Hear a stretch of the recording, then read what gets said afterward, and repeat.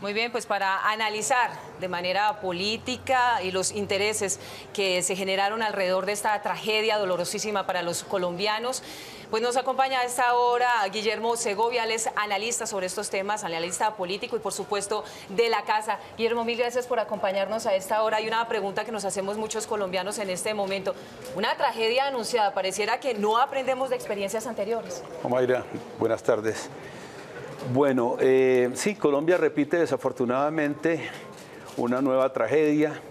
Digamos que frente a la evolución de estos acontecimientos hay dos vertientes explicativas. Una, los fenómenos naturales inevitables frente a los cuales lo único que se puede hacer es tener las justas medidas de precaución, y los antrópicos, todos aquellos derivados de la actividad del ser humano sobre la naturaleza, que en algún momento cobran la depredación y el daño que se ha hecho sobre la misma.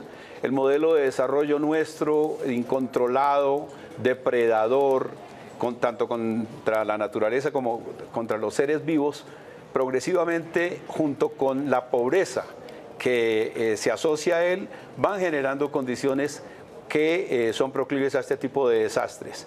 Colombia ha avanzado mucho en términos de generar políticas de gestión del riesgo frente a lo que tradicionalmente se llamaba la prevención de desastres. Se supone que ya tenemos planes pertinentes para cuando determinadas situaciones anormales se presentan, generar reacción y control inmediato. Pero aún el modelo de desarrollo de nuestro país, la guerra que ha conducido a miles de personas a las riberas de los ríos, a lo alto de los cerros en las grandes ciudades, inclusive a internarse en las selvas, son los factores de riesgo más altos que desafortunadamente aún no se han podido solucionar, porque finalmente son preocupaciones secundarias frente a las de momento, a las políticas, a los grandes titulares, y es lo que se reclama por parte de estas poblaciones, que no son pocas, son cuantiosísimos los habitantes de Colombia que se encuentran en zonas de riesgo.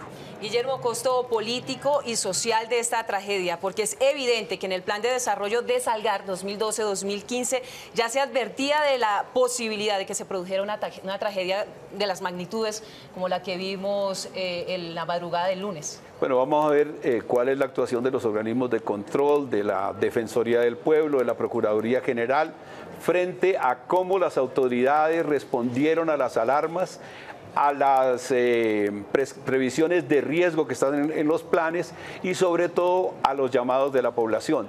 Armero desafortunadamente es el más dramático ejemplo de cómo las poblaciones son desoídas, porque los funcionarios, los políticos están más pendientes de aquellos temas que pueden generar réditos en términos electorales que de preocupaciones puntuales como gerentes sociales y como administradores de los necesidades de las comunidades para salir a su solución. Armero es un caso, digamos, irresponsable, visible a la fecha, a pesar de la gran catástrofe que significó y de que fueron identificados tanto por los pobladores como por los organismos de control de aquella época. Guillermo, antes de escuchar algunas de las voces dolorosísimas, por supuesto, de las víctimas de esta tragedia, una pregunta. ¿Quiénes habitaban en ese punto? Porque hay voces un poco indolentes en este momento que dicen, bueno, ¿por qué se ubicaban ahí si sabían que el río se podía desbordar? Bueno, no, es una cosa de necesidad, no es que quieran evidentemente exponer la vida propia y la de sus seres queridos. Desde luego, bueno, lo primero que hay que decir, en estas circunstancias se ubica la población más pobre, más paupérrima del país.